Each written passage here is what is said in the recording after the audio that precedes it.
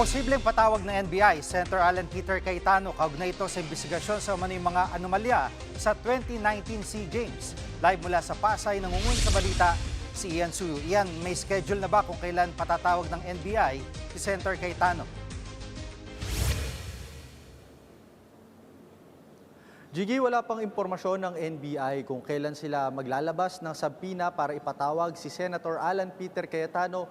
May kinalaman nga sa isinasagawang investigasyon patungkol sa mga irregularidad sa hosting noong 2019 SEA Games. Pero ayon kay NBI Director Attorney Melvin Matibag, hindi raw sila mag-aatubili na ipatawag ang senador kung mababanggit ang pangalan niya sa magiging mga testimonya ng ilang mga sports officials. May mga opisyal na rin daw kasi na naunang nagpahayag ng interes na magbigay ng testimonya o makipagtulungan para sa investigasyon. Si Cayetano, Jiggy, yung tumayo na chairperson o chairman ng Philippine SEA Games Organizing Committee o mas kilala bilang FISGOC. Ang FISGOC ay isang non-government organization na binuo noong panahon ng Administrasyong Duterte para manguna sa pag-oorganisa at pagpe-prepare ng mga operationals, mga inaasikaso sa 2019 SEA Games. Yun nga lang, Jiggy, ayon kay Matibag, tila questionable ang posisyon na ito ni Cayetano dahil hindi naman siya miyembro ng Board of Directors ng FISGOC.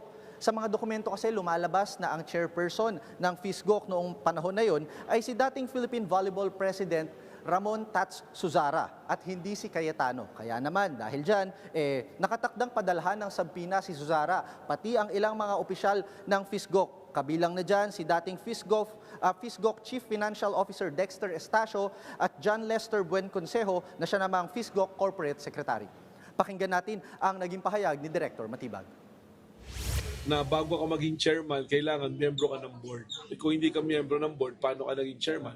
Base sa pag-aaral namin, may nakarating sa aming dokumento, ang nangyari pala dyan, he was appointed as an interim chairman by the PLC.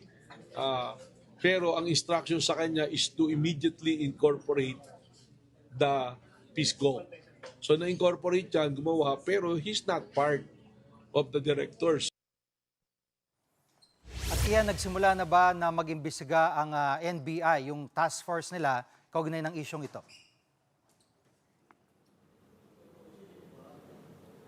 Yes, Jiggy, tama ka dyan. Nagsimula na nga bumuo ng task force ang NBI para nga imbestigahan itong mga anomalya sa 2019 SEA Games. Kabilang sa kanilang mga iniimbestigahan o iimbestigahan ay yung kawalan ng liquidation report ng organizing committee para sa breakdown ng mga nagastos o budget na posible nga raw na umabot pa doon sa 10 billion pesos. Bukod dyan, iimbestigahan din daw nila yung mga anomalya may kinalaman sa bidding, pati na rin yung naging controversial na cauldron na tinatayang umabot sa 50 million pesos ang konstruksyon.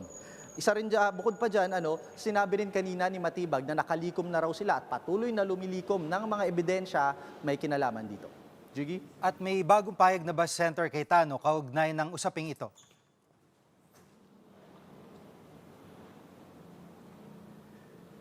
Jiggy, noong nakaraan nga lang sa isang Facebook Live, sinabi ni Senator Cayetano na tinawag niya nga na minion si Matibag. Anya, ang mga minion daw, merong mastermind. At kanina naman, nang hingan natin ng sagot dyan o response, si Attorney Matibag, ang sabi nga niya, hindi niya na daw kailangang patulan yung ganitong klaseng pang-name call na ginagawa sa kanya ni Cayetano, lalo't baka gusto lamang daw kumuha ng senador ng atensyon mula sa publiko.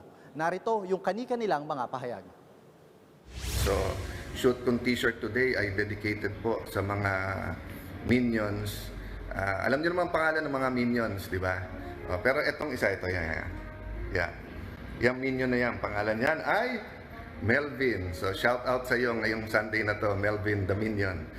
Well, hindi na natin siguro mapatulan yan kasi ang sabi ko na nga doon sa pahayag nung nagpapasalamat ako doon sa liderato ng NBI, yung mga officials natin na they come out with a statement at sinasabi nga doon, pagka wala kasing mabuting i-argumento doon sa mga inahayag sa'yo na dapat mo sagutin, wala kang masagot, you'll go to name calling. At iyan, si ngayoy DPWH Secretary Vince Dizon, ang dating pinuno ng BCDA kung saan tinayo itong mga pasilidad na kinu-question ngayon ng NBI kaugnay ng SEA Games. May pahayag na ba si Secretary Dizon sa isyong ito?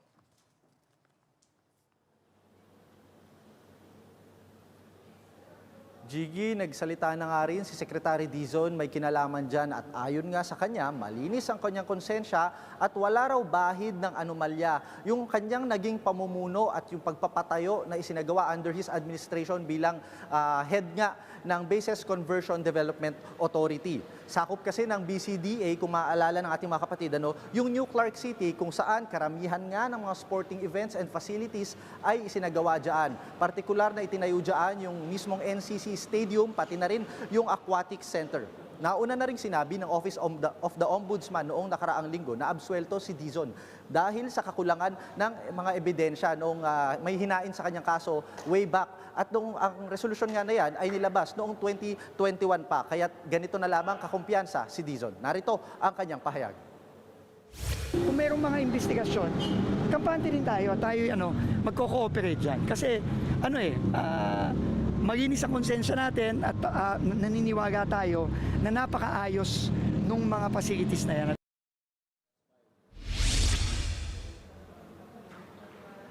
Yan muna ang latest. Balik sa'yo, Jiggy. Yan ang ulat ni Ian Suyu live mula sa Pasay. Mga kapatid, Jiggy Manikad po. Pagdating sa mahalagang balita sa loob at labas ng bansa, dapat una sa lahat, mag-follow at mag-subscribe na sa social media pages ng News 5.